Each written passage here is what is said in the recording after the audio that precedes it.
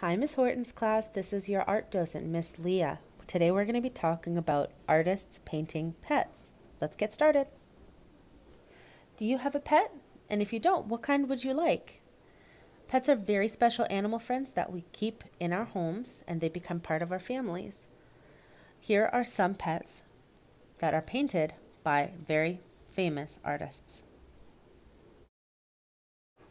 This first painting is by an artist named Marie Cassatt, and it's called Woman with a Dog. So as we can see, there is a woman here dressed in white and a wide brimmed hat, and she's sitting on a balcony with a view of Montmartre, which is Paris, behind her. And it's one of the few times that the artist named Marie Cassatt painted Paris. She's sitting with a little dog, and the dog is looking at something. The woman who posed for the artist is probably her sister named Lydia, and the dog was given to Mary by her artist friend Edgar Degas. It is a Belgian griffon named Batty, and a Belgian griffon is a type of dog. There are lots of different types of dogs. Marie Cassatt decided very early in her life that she wanted to be an artist. She was raised in Pennsylvania in the United States, but she moved to Paris for a little while when she was 9 years old. They went back to America, but when she grew up, she wanted to be an artist and decided that she was going to move to Paris. And she became the only woman to be recognized as an artist in Paris when the Impressionist artists were at their peak, which means when they were most popular. And she mostly painted women and children. She was so popular, actually, in Paris that she accepted the Legion of Honor award from the French government in 1904. But she always said, "I'm an American, simply and frankly American." So that was Woman with a Dog by Marie Cassatt. The next one here is by an artist named Winslow Homer. It's called Boys and Kitten. What we see here is a watercolor painting of 3 boys playing with a kitten, as the mommy cat, which you see to the left, is a black cat. That's the mama. And she's looking to make sure that the boys are being nice with her kitten. This painting makes us feel pretty calm, actually. There aren't too many really bright colors, and we see a lot of really strong lines. So we see the wall that the boys are sitting on is a horizontal line. We see a sharp diagonal line just to the left of the boys. And even further in the back, behind the cat and behind the wall, we see vertical lines, which means lines that go from the bottom to the top when we see the fences. So we have a lot of very straight lines in this painting. We also see that the boys were painted with a little bit of an outline, and then they were filled in using those watercolors. We also see that he is playing with the sunlight really beautifully, so it's very balanced. He uses the light from the sun, and he shows that on the child's hats and their clothes and on the top of the wall, but then he's also using shadows to balance. So we have dark areas and light areas in this painting.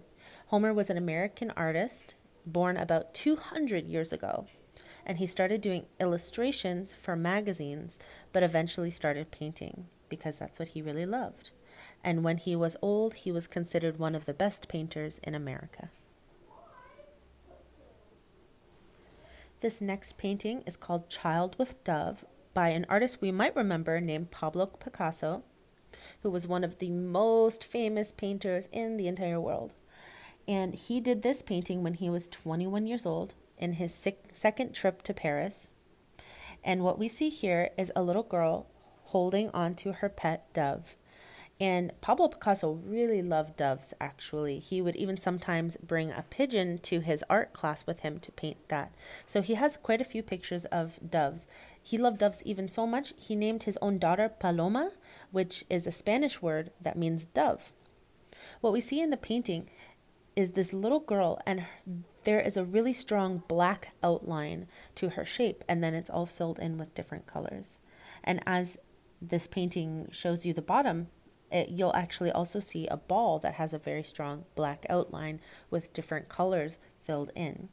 He loved to use colors in a bold way, but there aren't any shadows in this painting. And so that was interesting to note as well. And Pablo Picasso's dad was an art teacher. And when Pablo was about 15 years old, his dad said, "You know what? You're doing such a good job. I'm going to give you all of my paint." And his parents really believed in him. And he later went on to become one of the best painters in the entire world. We also might remember the name Paul Gauguin. And this is Gauguin's painting named The Breton Landscape. And we see a very dark, very big dog in the bottom left of this painting.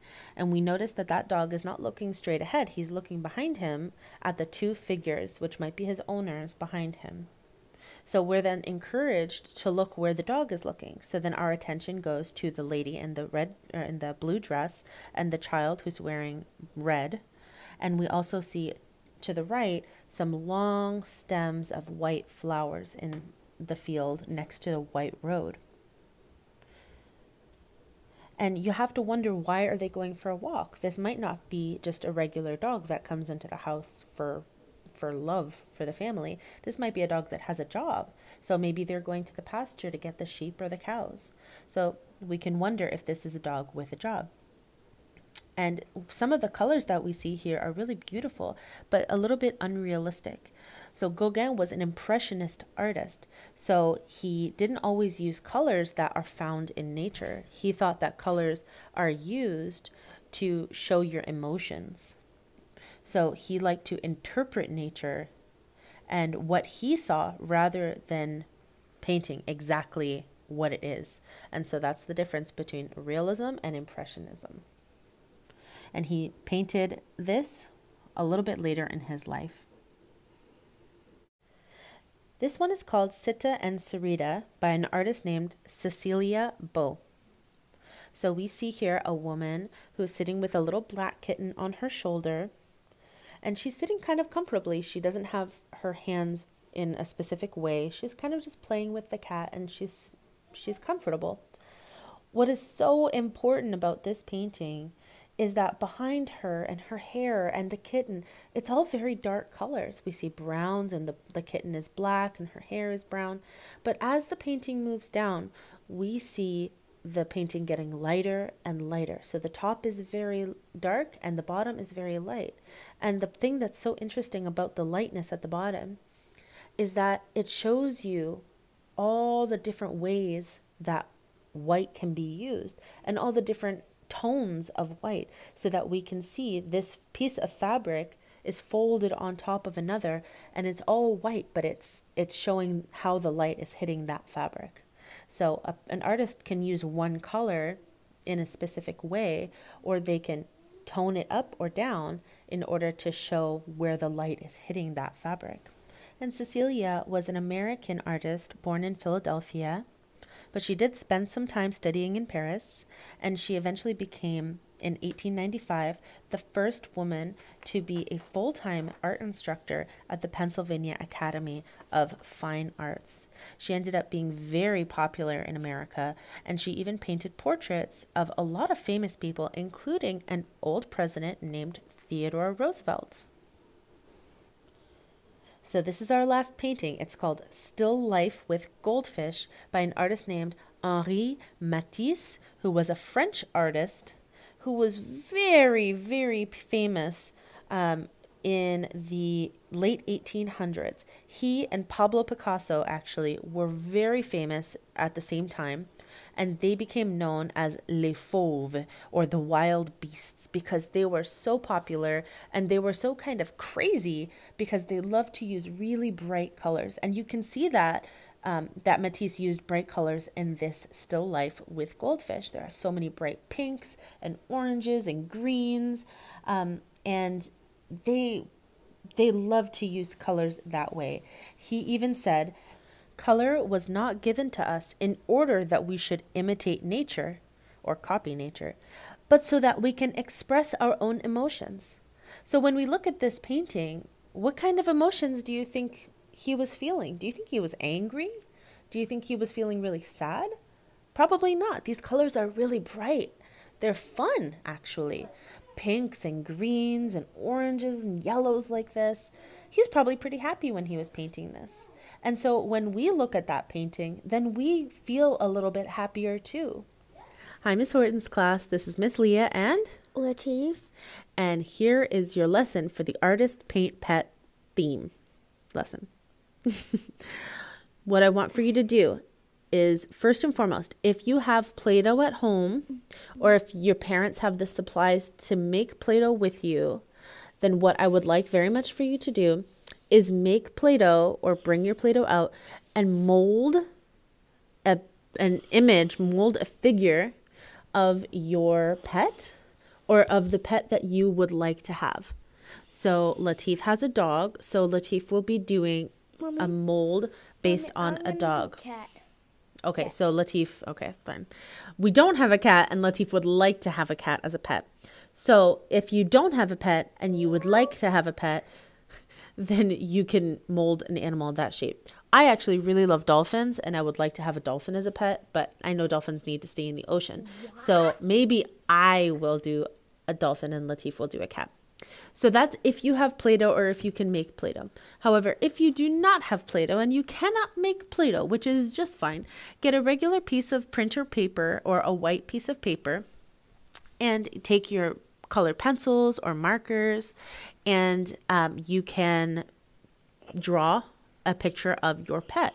If you'd like to draw a picture of your pet doing a trick, draw a picture of your pet sleeping, draw a picture of your pet cuddling with you, you can do any of those things. Imagine you were sending a picture of your pet or of the pet that you wish you had to a friend in the mail. What would you like to tell that person about your animal?